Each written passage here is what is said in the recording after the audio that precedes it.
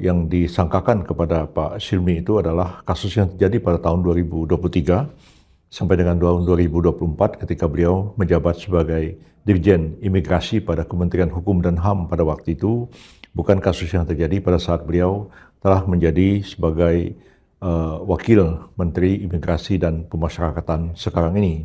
Ini pas Pak Silmi Karim sebagai tersangka dalam kasus orang asing. Gimana dari pernyataan pemerintah terkait? Ya, saya selaku Menko bidang hukum, HAM, imigrasi dan pemasyarakatan dari kemarin secara intens memantau dan mengikuti perkembangan kasus Pak Silmi Karim dan beberapa pejabat imigrasi di Jakarta Barat yang sudah ditahan oleh penyidik KPK sejak tadi malam sampai ke pagi ini.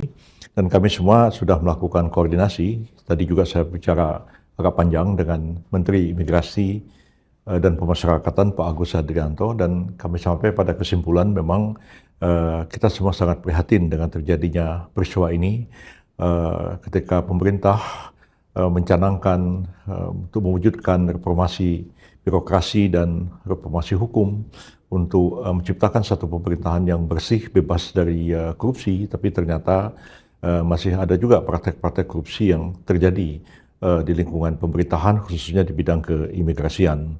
Tapi setelah kami dalami kasus ini, ternyata bahwa yang disangkakan kepada Pak Silmi itu adalah kasus yang terjadi pada tahun 2023 sampai dengan tahun 2024 ketika beliau menjabat sebagai Dirjen Imigrasi pada Kementerian Hukum dan HAM pada waktu itu, bukan kasus yang terjadi pada saat beliau telah menjadi sebagai Wakil Menteri Imigrasi dan Pemasyarakatan sekarang ini.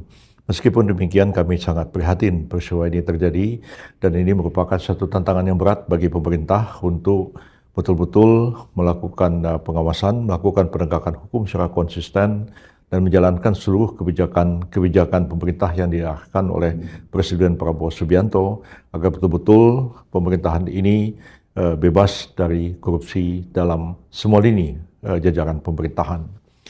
Karena memang Pak Silmi Karim dan beberapa pejabat imigrasi di Jakarta Barat sudah, dan juga beberapa mantan pejabat imigrasi di tempat yang sama sekarang ini sudah diperiksa oleh KPK.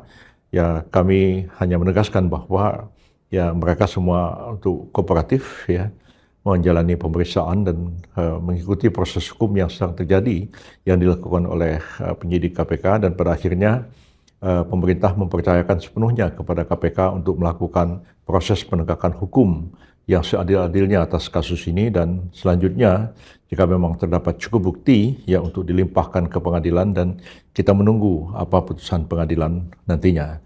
Dan kita tidak menghalang-halangi, dan kita kooperatif dengan semua pihak ya, masuk juga para mereka yang sudah dinyatakan sebagai tersangka sekarang ya, untuk terus melakukan kerjasama dengan penyidik ya untuk terbuka ya, sehingga tidak mempersulit penyidikan dan penuntutan nantinya dan proses jalannya persidangan. Dan juga kepada KPK kami menyampaikan apresiasi yang setinggi-tingginya atas upaya pemantauan dan penegakan hukum yang dilakukan dengan penuh konsisten sehingga kasus ini dapat terungkap, dan mudah-mudahan penegakan hukum yang adil akan ditegakkan, dan ini menjadi satu keinginan kita bersama supaya kita dapat menciptakan pemerintahan yang bersih dan berwibawa, bebas dari korupsi di semua lini pemerintahan. Terhadap kasusnya sendiri, apakah pemerintah sudah mendapatkan penjelasan dan apa langkah ke depan untuk perbaikan yang sedang? Ya, saya sudah mendapatkan penjelasan secara koordinatif dari Menteri Imigrasi dan Pemasyarakatan Pak Agus Hadrianto bahwa kasus ini terjadi tahun 2023-2024. Kasus itu begini, ini ada permainan di jajaran imigrasi, yaitu proses mempercepat memperoleh izin tinggal terbatas maupun izin tinggal tetap, jadi ITAS dan ITAP, yang itu hanya berlaku bagi orang asing, khususnya mereka yang menjadi pekerja di sini. Dan prosesnya itu memang makan waktu, dan ini terkait dengan Kementerian Tenaga Kerja pada waktu itu. Sekarang mungkin masih ditangani oleh Kementerian Tenaga Kerja juga, dan akhirnya terjadilah permainan itu ya. yang seharusnya itu selesai dalam hitungan 4 atau 5 hari menurut prosedur, tapi bisa dipercepat menjadi 1 hari, 2 hari, 3 hari dengan pembayaran. Dan pembayarannya itu tidak disetorkan ke kas negara. Dan itulah yang disebut dengan pemerasan ataupun juga gratifikasi. Tapi saya dengar pemerasan yang dilakukan, dan itu yang dituduhkan kepada para pejabat imigrasi dan termasuk juga Pak Silmi. Dan itu jelas masuk ke dalam pasal-pasal dari Undang-Undang Tindak Pidana Korupsi, dan KPK berwenang untuk mengambil langkah hukum yang tegas terhadap praktek-praktek seperti itu.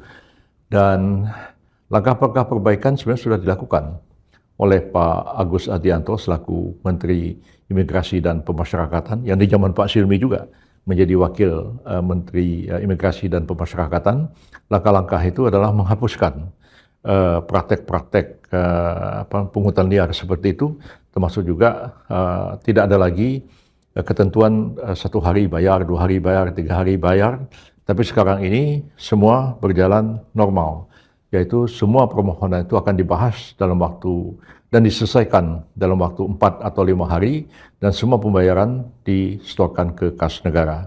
Jadi langkah-langkah penertiban sebenarnya sudah dilakukan sejak kabinet baru terbentuk, sejak Kementerian Imigrasi dan Pemasyarakatan terbentuk, dan sejak Pak Presiden Prabowo Subianto menjabat sebagai Presiden, langkah-langkah penertiban itu sudah dilakukan di jajaran imigrasi, dan kita berharap ya ke depan pelayanan ini akan menjadi lebih baik lagi dan lebih baik lagi. Nah, ini Pak, apakah kasus ini sudah dilaporkan ke Presiden Prabowo atau seperti apa? Ya, beliau memantau kasus ini, dan beliau kami yakin mengetahui kasus ini, sebagaimana juga kasus BGN yang terjadi beberapa hari yang lalu. Walaupun saya sendiri kemarin hanya sebentar bertemu Pak Presiden pada waktu acara di Sentul, tapi tidak sempat untuk melaporkan secara detail kasus ini. Tapi saya yakin Kejaksaan Agung maupun yang menangani BGN maupun juga KPK itu sudah mempublikasi masalah ini seluas-luasnya. Tentu bahwa Presiden juga sudah mendapatkan informasi yang cukup mengenai masalah ini. Kalau langkah itu diambil oleh Kejaksaan Agung, pasti mereka juga akan memberikan informasi kepada Presiden. Tapi kalau KPK tentu sebagai lembaga independen, KPK memang tidak ada kewajiban untuk memberitahu Presiden atau melaporkan satu kepada Presiden, dan KPK sudah menjalankan tugas sebagaimana mestinya menurut undang-undang. Tapi Presiden tentu punya mata, punya telinga yang akan memantau setiap kejadian yang terjadi. Subscribe, share, like, and comment. Subscribe, share, like, and comment. Subscribe, share, like, and comment. Subscribe, share, like, and comment. Subscribe, share, like, and comment.